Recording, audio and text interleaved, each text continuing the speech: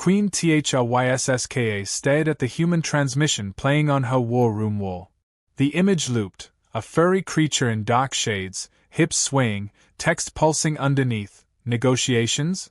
For 3 days her fleets had prepared for annihilation. Instead of fire, this gyrating fluff. Is this a threat display? She demanded. A ritual before slaughter. Her ministers murmured theories: psychological warfare, code, pornography. One advisor claimed humans used cute aggression to lull prey. Another suggested it was an insult, the human taunting her with the image of its own domesticated beast. She ordered the ship's linguists to analyze every frame.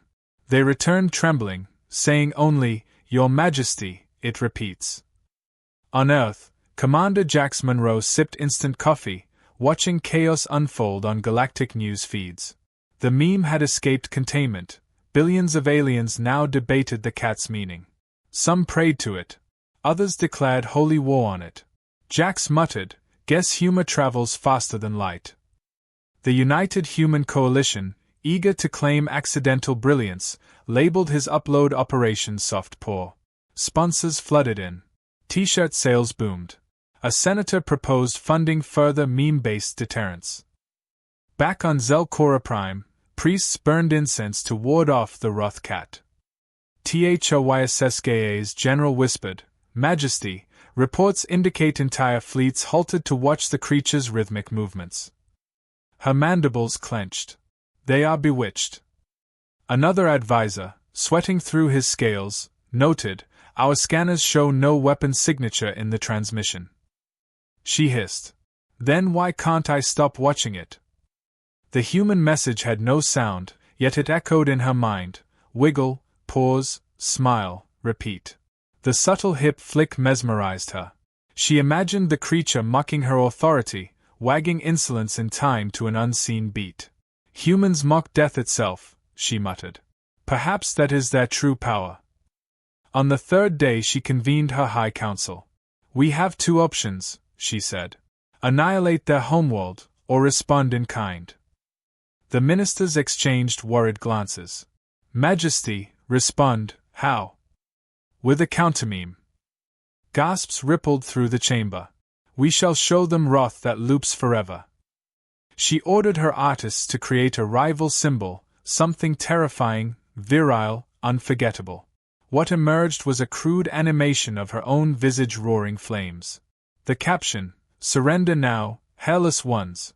When transmitted to Earth, it was instantly remixed, auto-tuned, and subtitled with lyrics about tentacle hugs. Within hours, the humans' version eclipsed hers in popularity. View counts soared past planetary population. The galaxy laughed. THOYSSKA seethed. She demanded a report on the human responsible. "Commander Monroe," her aide said. "Species, Homo sapiens. Rank, diplomat. Offense, humor." She leaned forward. "Bring him to me." Earth accepted immediately, seeing marketing potential. Monroe boarded a neutral cruiser carrying nothing but a data pad and a coffee thermos. "You're meeting a 12-foot alien queen who tried to bomb Mars," his aide warned. "Got any weapons?"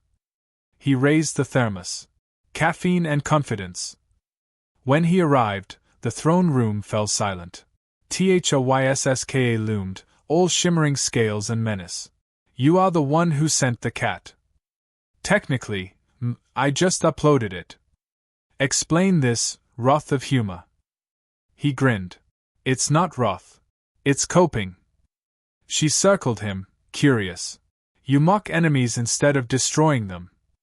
"Sometimes laughter's more lethal." Her tendrils twitched. "You wish me to laugh?" "Try it. It burns calories." She hissed, but her mandibles twitched upward, an alien approximation of a smile. Cortez gasped. "Majesty, your face." Silence. She turned back. "Your meme infected half my empire. What is its purpose?" He shrugged. "Same as any virus, to spread." Her translator buzzed, misrendering spread as mate. She froze. "You propose reproduction?" He blinked. "That's not, well, depends on context. The court erupted in scandalized murmurs. He added quickly, it's a metaphor. For mating. For communication. Communication that results in more of itself. She pondered. Ah, so it is mating. Wordplay spiraled out of control. Every attempt he made to explain went dirtier in translation. Going viral became achieving climax. Sharing content became intergalactic foreplay. By the fifth misunderstanding, Jax just rolled with it. Sure, he said. Let's merge cultures. Her eyes gleamed. Begin at once. What followed wasn't diplomacy, nor entirely indecent, more an exchange of laughter, confusion, and oddly synchronized dance moves. Cameras caught everything. The footage hit the Galactic net within minutes under the title First Contact and Chill. By week's end, the Roth cat religion replaced most governments. Pilgrims wore sunglasses to honor the cool beast. Economies stabilized around meme trading. Jax was promoted to Ambassador of Absurdity. HFY renamed her empire the Federation of Fun. When asked how he achieved peace without firing a shot, he said, I just hit send. Years later, statues of a smirking cat adorned every world. Humans exported humor, coffee, and regret. THLYSSKA sent Jax a final message, a looping clip of herself stroking a kitten, captioned UUP? He laughed, sipped coffee, and whispered to no one in particular, guess Roth has 9 lives.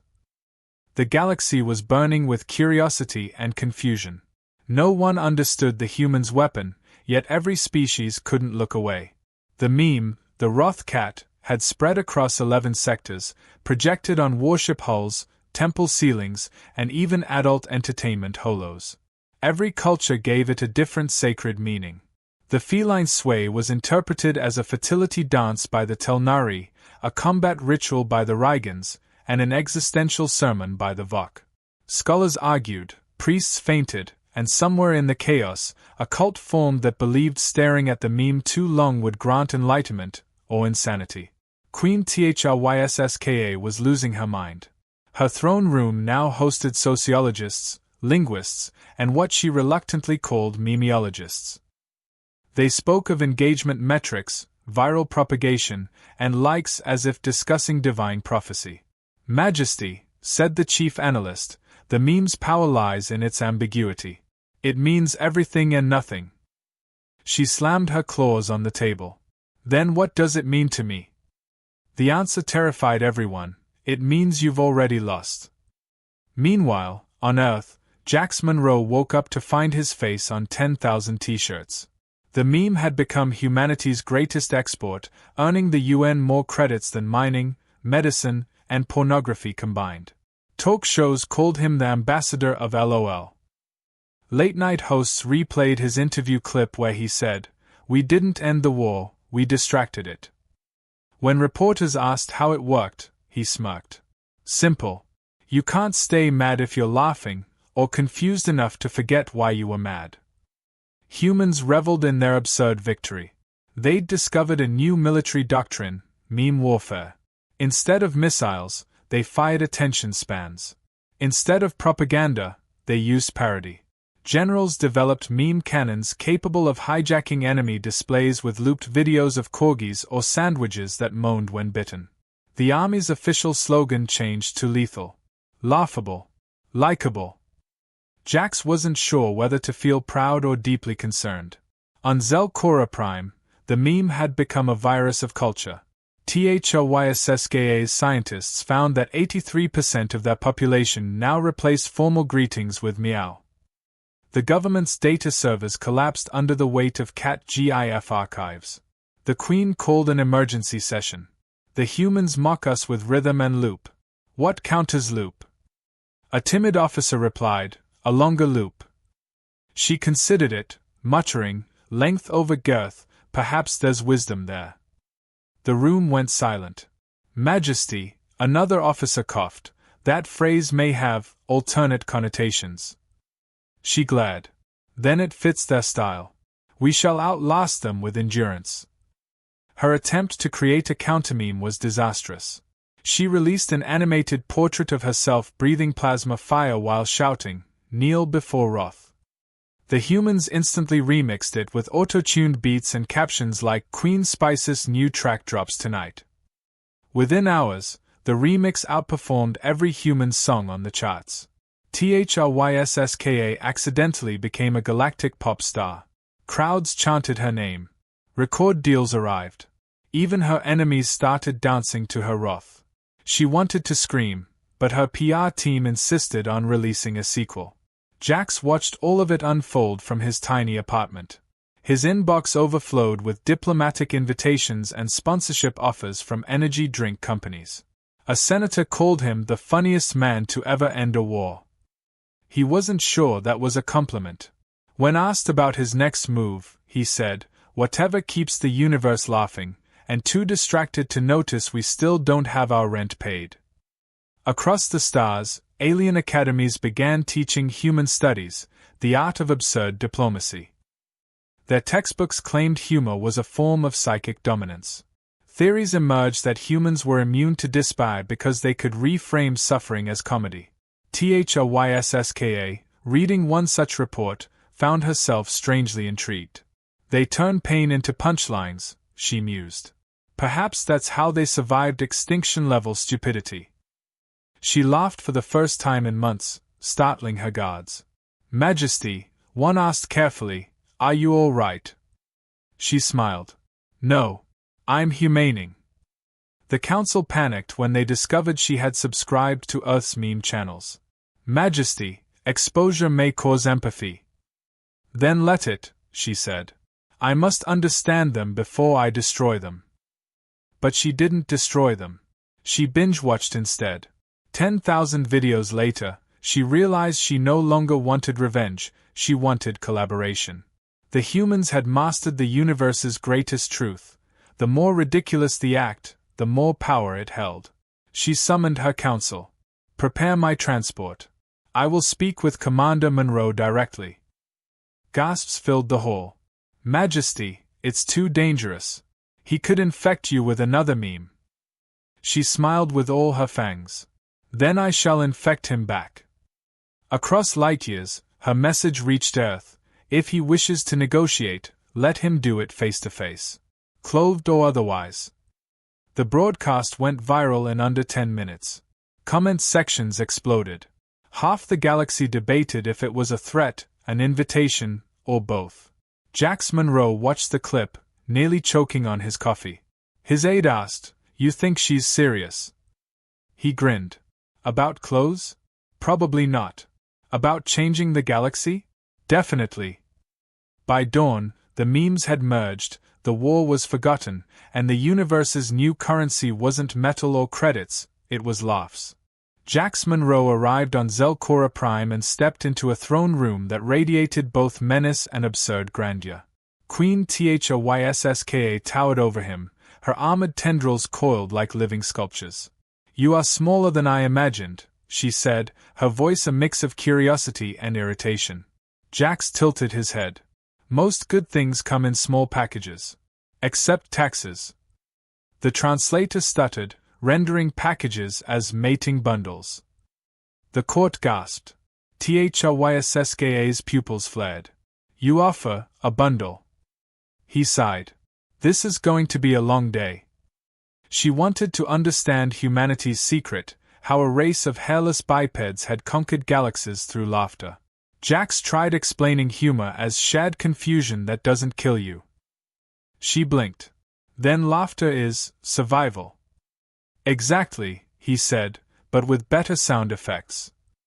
The translator turned sound effects into moans of victory, and now the queen was leaning closer, intrigued. Her guards coughed awkwardly. "Continue," she purred. "I wish to hear more of these victorious moans." Jax rubbed his forehead. Those aren't required for peace treaties." He pulled out his datapad and showed her memes, dogs in sunglasses, cats knocking over cups, politicians caught mid-sneeze. "These are our cultural weapons," he said. "We fight tension with nonsense." She studied each clip as if decoding scripture. They expose weakness yet breed unity, she mused. They humiliate without harm. That's the idea, he said. Humans don't win wars by force anymore. We win by making everyone too confused to keep fighting. Her tendrils quivered. And what of this going viral? Your report suggests it involves spreading across many bodies. Information bodies, he clarified. The translator chose naked bodies. Her grin widened. So your species achieves peace through mass exposure. Not that kind of exposure, he muttered. Their conversation veered into dangerous territory when she asked about the Roth cat's mating dance. He explained it wasn't mating, just rhythm and irony. She leaned forward. Then demonstrate irony. He hesitated. Irony's like saying nice weather during a hurricane. I have never seen a hurricane, she said. Then you wouldn't get the joke. Then show me one. The translator, ever unhelpful, rendered it as show me your hurricane. Every alien present pretended not to breathe. Jax, realizing resistance was futile, shrugged. Brace yourself. He imitated the cat's dance. Tentacles twitched. Ministers fainted. The queen made a sound somewhere between a gasp and a growl. That, she whispered, is wrath restrained by art. He bowed. Call it what you want. I call it Tuesday. The queen burst into laughter, a sound like thunder through silk. No one in the galaxy had heard their monarch laugh before. Her guards exchanged panicked looks. Majesty, are you compromised? No, she said, wiping tears of bioluminescent joy. I am enlightened. Hours passed as they traded banter. He told her about sarcasm. She thought it was a form of telepathy. He introduced her to dad jokes. She declared them ancient riddles. When he said you're not bad for a space empress, the translator delivered you are delicious for a queen. She blushed a radiant violet. You flirt to maintain dominance. No, he said, I flirt to survive. At some point, they discussed trade agreements but somehow ended up debating whether Netflix and chill was an Earth combat technique. The Queen demanded a demonstration. Jax refused on diplomatic grounds. You fear intimacy, she teased. No, I fear headlines. A messenger interrupted, announcing that their live transmission was being broadcast to every known world. Billions watched the human and the alien queen exchange verbal jabs that sounded increasingly like foreplay. Comment sections exploded. Hashtags formed. #first contact and chill. #queen gets memed. #send the cat back. Jax realized too late that every word he said was now historic and horribly out of context. Tell them, THOYSSKA said to the cameras, that humanity's wrath is pleasure. Jax coughed violently. Majesty, that's a misinterpretation. No, she replied, eyes gleaming, it is truth. You turned war into comedy, destruction into laughter. You changed everything. She rose from her throne, towering above him. You've infected the galaxy, Commander, and I am your willing host. He whispered, that sounded way dirtier than it should have. She extended a clawed hand. Then come, human. Let us share our viruses, mimetic and otherwise. The translator, mercifully, crashed. Jax took her hand, unsure if this was peace, seduction, or both. Cameras flashed. Across the galaxy, populations erupted in applause, laughter, and the occasional complaint from parents trying to explain the broadcast to their offspring. Later, when the Queen's press office called the encounter a cross-cultural exchange, the tabloids called it intergalactic foreplay. Jax didn't correct them. His inbox filled with fan mail, marriage proposals, and job offers from meme agencies. One headline read, "The Human Who Tamed Wrath with Wit." He considered sending the Queen another meme, a picture of a blushing cartoon cat saying, "Let's keep it professional." But he didn't. Because somewhere deep down, he suspected she'd already sent one back. The galaxy was never the same after that transmission. Within weeks, entire civilizations adopted Earth's meme culture like a contagious religion. Cat idols appeared in temples, and priests recited ancient human proverbs like "Don't feed the trolls" and "Pigs" or "It didn't happen." The Galactic Senate disbanded after all members replaced debate with reaction gifs. Diplomats negotiated treaties using emojis. It wasn't peace by design, it was peace by distraction. Humanity had turned the cosmos into one big comment section, and somehow, it worked. Jax Monroe, now officially titled Ambassador of Absurdity, spent his days approving interstellar meme exchanges and advising alien influences. He was exhausted but secretly proud. Earth's exports had shifted, no longer minerals or weapons, but humor, caffeine, and therapy apps for meme addiction. Every planet wanted a piece of the human formula, chaos mixed with charm, tragedy repackaged as a punchline. It was beautiful and slightly horrifying. Jax's motto became the official Earth slogan, "Confuse them till they love you." Queen HFY ruled differently now. Her empire, once built on conquest, ran on curiosity and cringe. She replaced military parades with comedy festivals. Soldiers trained and improved instead of combat. Propaganda departments became meme studios. Her advisors despised it, but the citizens thrived. Happiness surged. Birth rates too. Apparently laughter was an aphrodisiac among most species. The Queen herself had developed a fondness for human sarcasm, though she still misunderstood half of it. When Jax called her a drama queen, she thanked him as if it were a title of honor. One morning, a courier delivered a holo message to Jax's quarters. The image flickered to life. THRYSSKA reclined on her throne, a kitten purring in her lap. The caption floated above her head, "UUP?"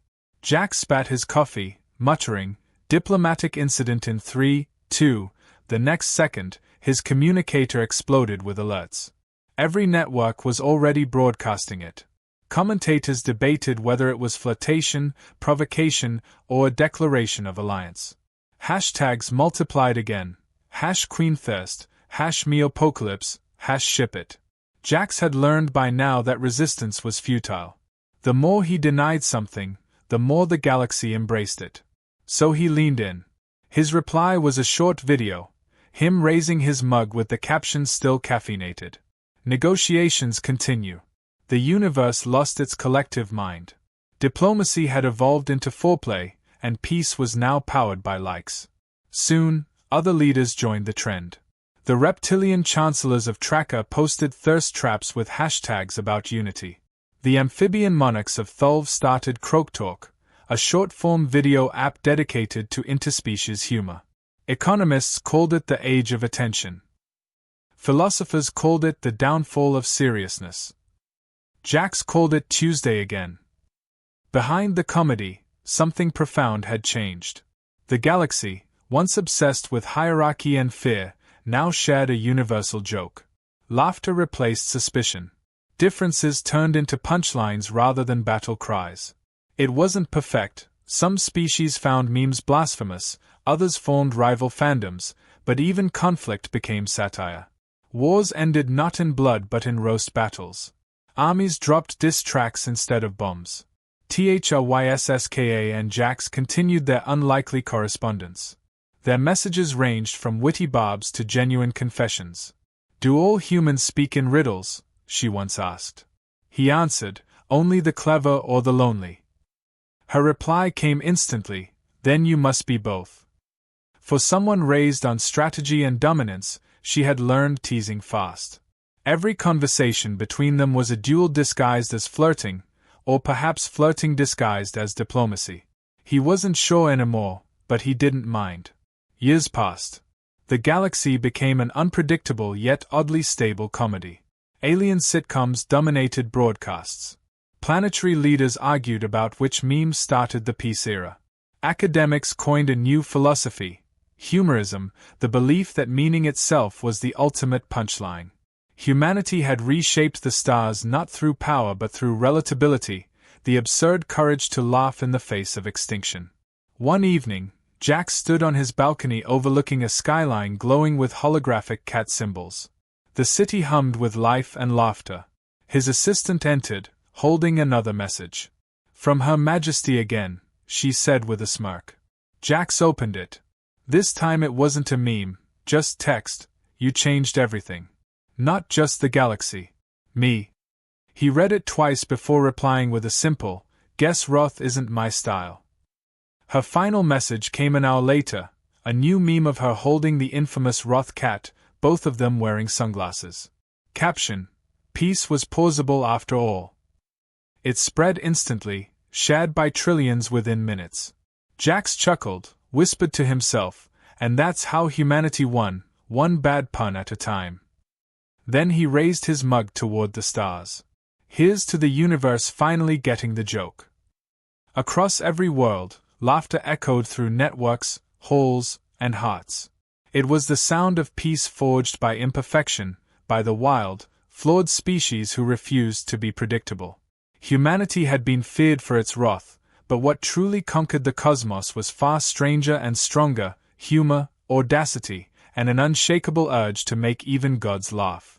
And somewhere, in a palace filled with glowing screens and purring cats, an alien queen smiled and whispered, "The humans were never dangerous because of their weapons, but because they knew how to play."